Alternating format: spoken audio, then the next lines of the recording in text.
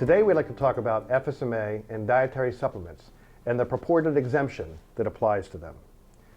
Now, if you think about this and you ask yourself in the industry, does FSMA apply to dietary supplements? Most people will probably say, no, they're exempt. That's not true. The fact is, FSMA applies to raw material suppliers for dietary supplement manufacturers and even the finished product manufacturers. Now let's see how this works.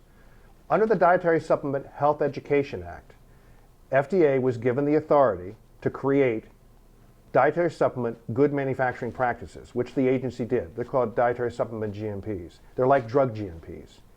But they only apply to finished dietary supplements. But that doesn't mean that the raw material was off the hook. No, suppliers of dietary ingredients and other raw materials were subject to the regular food GMPs. Now, when you overlay FSMA, you see the exemption does not completely exempt dietary supplements. Rather, looking at the language,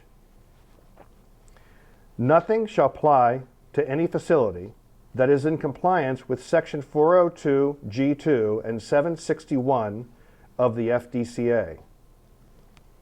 This exemption only applies to the finished products, and of course only if the manufacturer is in compliance with those requirements. So first of all, it doesn't apply to raw materials at all. It doesn't apply to dietary ingredient manufacturers. It doesn't apply, therefore, to importers of dietary ingredient manufacturers or any other components of dietary supplements. The exemption is inapplicable to them. So how does FDA manage those now? Under Harp C and FSVP, exactly like any other food.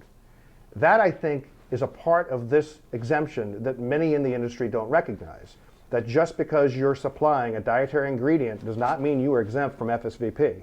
FDA would disagree with you because the reg and the statute say otherwise.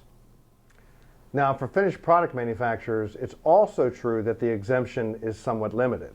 When you read the statute and the regulations, the exemption only applies to dietary supplement finished product manufacturers as long as they're in compliance with dietary supplement GMPs.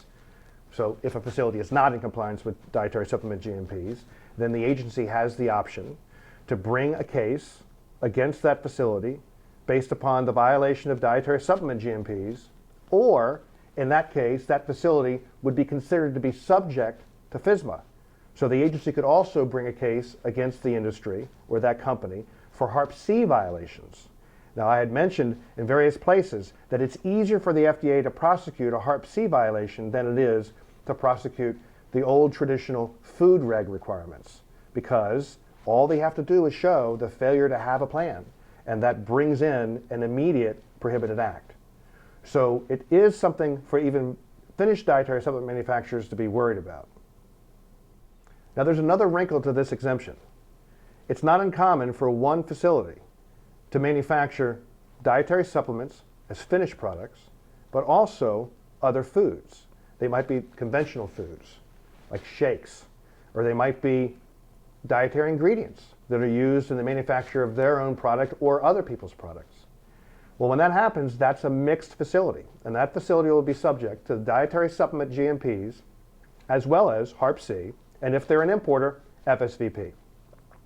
So this exemption is a little bit more complex than the other exemptions, and it certainly is not an across-the-board exemption for the dietary supplement industry. Thank you for spending a few minutes with us here at FDAImports.com. We remain committed to helping the industry and our clients understand and comply with these regulations as they're implemented by the FDA.